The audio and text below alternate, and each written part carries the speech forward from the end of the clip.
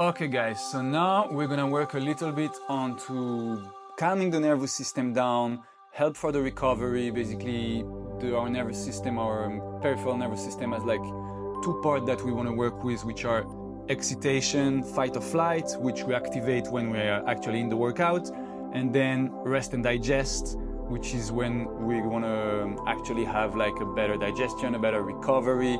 This is exactly the place you want to be after the workout, allowing for the body to reach the maximum benefits of what you just did.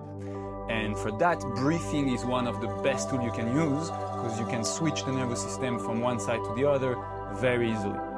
So we're gonna start with what's called box breathing.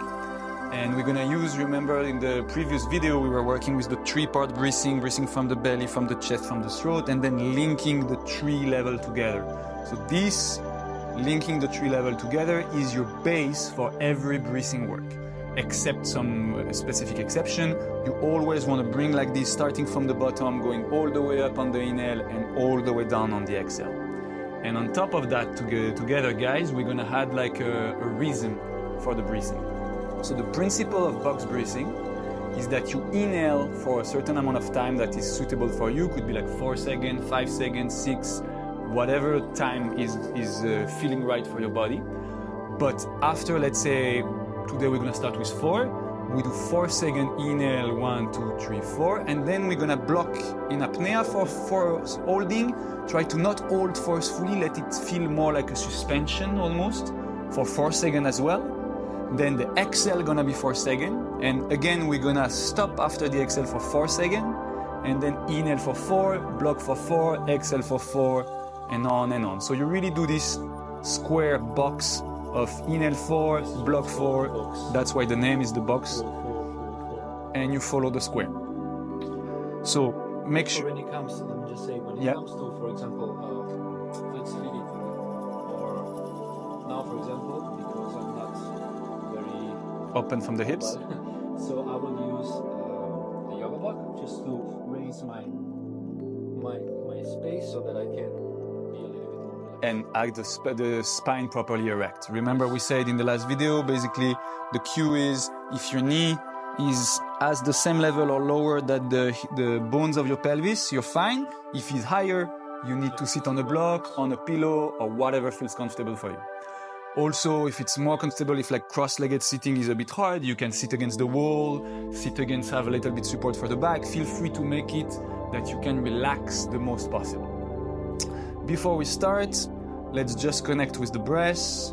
I invite you guys to close your eyes, relax the shoulder, relax the lower back, the neck and the face.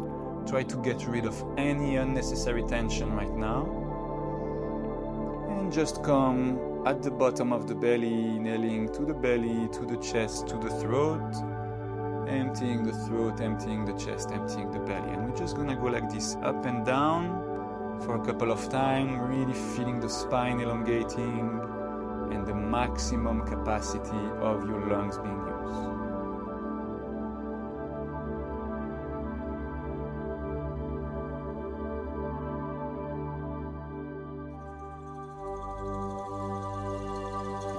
Find your center, you feel solidly rooted to the ground, you feel that there is no residual tension in your body. We're gonna start on the next inhale to go for 1, 2, 3, 4, block for 1, 2, 3, 4, exhale, 2, 3, 4, block, 2, 3, 4, inhale, 2, 3, 4, and you continue to your own rhythm, counting in your mind.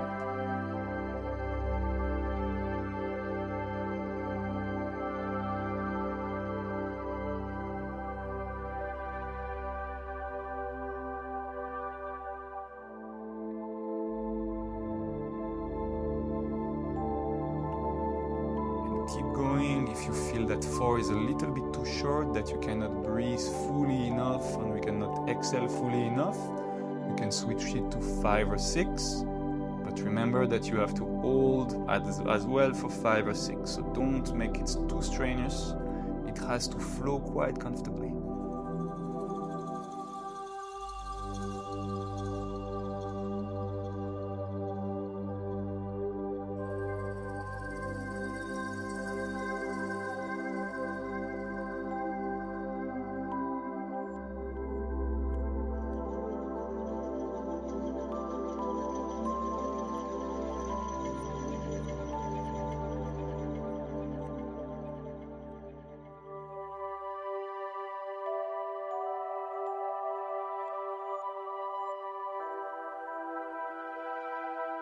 keep going. Remember, especially for the retention, we don't want to make it too tight. We want to kind of like have this suspension moment between inhale and exhale. We don't close the throat too much. We don't close the chest.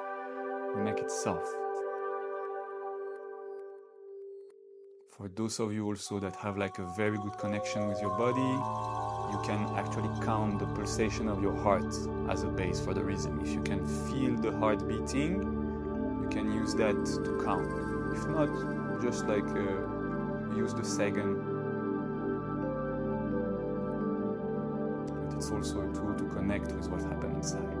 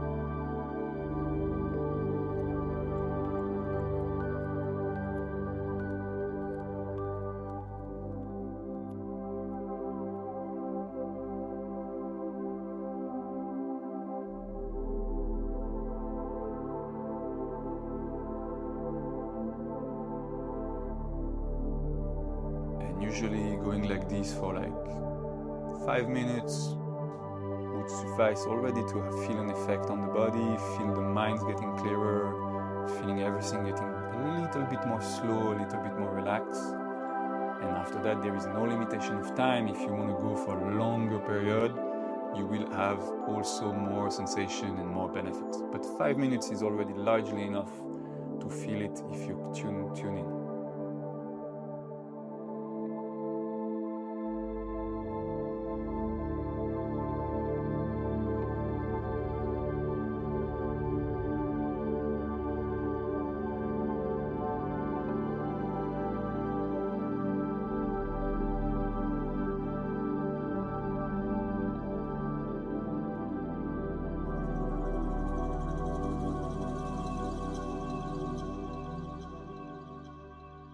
Okay, and on the next exhale, we're gonna let go of the retention and the breathing and just start to breathe normally again. Open the eyes, move a little bit if you need to wake up the body. Could you guys feel anything doing it? Wow, sense of calm. Exactly. It's not so intense, it's really subtle. This is the type of breathing you actually want to do for recovery, as much as all the intense one where you breathe very fast and very strong are also very beneficial, but they are also the one that can set you a little bit too strong. So you always want to balance your breathing practice, finishing with some stuff like that. So nice, and when I could listen to the heart. Yes, if you can connect with the heartbeat, it's really bring you inside. Yeah, I think also for us as a humans, we're very busy in our daily lives. So with the moment we wake up, there is a lot of thinking, there is a lot of problems, what I have to do. This is the really amazing way to connect with yourself and also to bring the peace to your mind, because only when your mind is calm, when there is peace, then you can create something powerful. If you thinking too much about whatever you have to do in the day, there is not so much space for something new to come. I'm so pleased you bring that, because like the whole nervous system, the way it works is that it used to set up for survival, right? We used to be stressed because there was a saber-toothed tiger in the jungle that we need to run away from. And so nowadays we're not fighting for our life anymore, but our body and brain doesn't know that. So when you go in a stressful situation at work, argument with your partner, all of this, your body is still reacting like to a certain level, like it's life or death. That's also not a problem. something very little, we manage to get angry on each other. Even on my kid, he's dropping something down. Just from old patterns, I see that I'm getting very angry. The only proper way to